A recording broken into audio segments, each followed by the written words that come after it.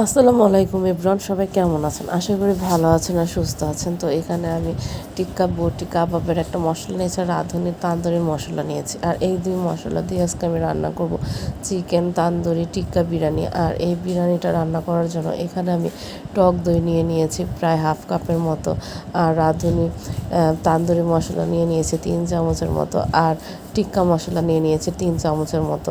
আর এখানে আমি আমার ঘরে বানানো তান্দুরি মশলা নিয়েছি 2 চামচের মতো। আর এখন একটু পানি দিয়ে মশলাটাকে ভালোভাবে ফেটে নিয়েছি। ও এখানে আমি একটু লেবুর রসও ব্যবহার করেছি প্রায় 2 চামচের মতো।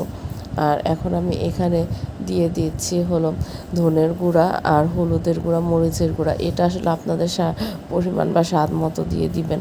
আর এখানে আমি পেঁয়াজ নিয়ে নিয়েছি হাফ কাপ, সরিষা 2 চামচ, কিশমিশ নিয়েছি 7-8টা, তার সাথে আমি নিয়ে নিয়েছি এখানে বাদাম আর জিরা আর টমেটো দিয়ে ভালোভাবে ব্লেন্ড করে নিয়েছি। এখান থেকে আমি প্রায় অর্ধেকটা পেঁয়াজের যে ব্যাটারটা তৈরি করেছি সেটা দিয়ে দিচ্ছি। আর এখানে দিয়ে দিচ্ছি তান্দুরি মশলাটা আর আদা রসুন বাটা। আর এখানে আমি দিয়ে দিয়েছি স্বাদ মতো লবণ দিয়ে ভালোভাবে আমি চিকেনটাকে ম্যারিনেট করে নিয়েছি। এখানে প্রায় 8 পিস চিকেন আছে। আর এখানে আমি চিকেনটা তান্দুরিটা করছি আমি এখানে কক মুরগি দিয়ে, কারণ অনেকেই আছে ফার্মের মুরগি বা ব্রয়লার মুরগি খেতে চায় না, তাই আজকে কক মুরগি দিয়ে রান্না করব। আর এই তো এখানে আমি চিকেনটাকে ভেজে নিচ্ছি, কারণ আমি যে মশলা আছে মশলা থেকে চিকেনগুলোকে ছেড়ে ছেড়ে তুলে ওইটাকে আমি অল্প তেলে, সরিষার তেলে আমি ভেজে নিয়েছি। আর এই যে একটু পোড়া পোড়া না হলে তান্দুরি ভালো লাগে না।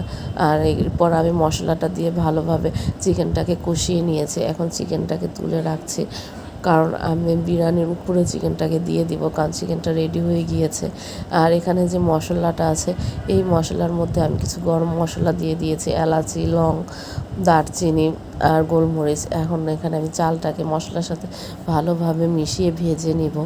আসলে এই রান্নাটা আমি এর আগে একবার রান্না করেছি আর আজকে রান্না করলাম, কারণ হঠাৎ করে বাচ্চা বা মেহমান সবাই খেতে চেয়েছে, তো ঝটপট রান্নাটা করে নিচ্ছে। কারণ পরিস্থিতির যে অবস্থা, এই অবস্থায় কোনো কিছুই ভালো লাগে না, কিন্তু স্বাভাবিক জীবনযাপনের জন্য বা খাওয়ার জন্য বা বাচ্চাদের আবদারের জন্য অনেক সময় অনেক কিছু করতে হয়, তো সেটা ভেবেই রান্না করা।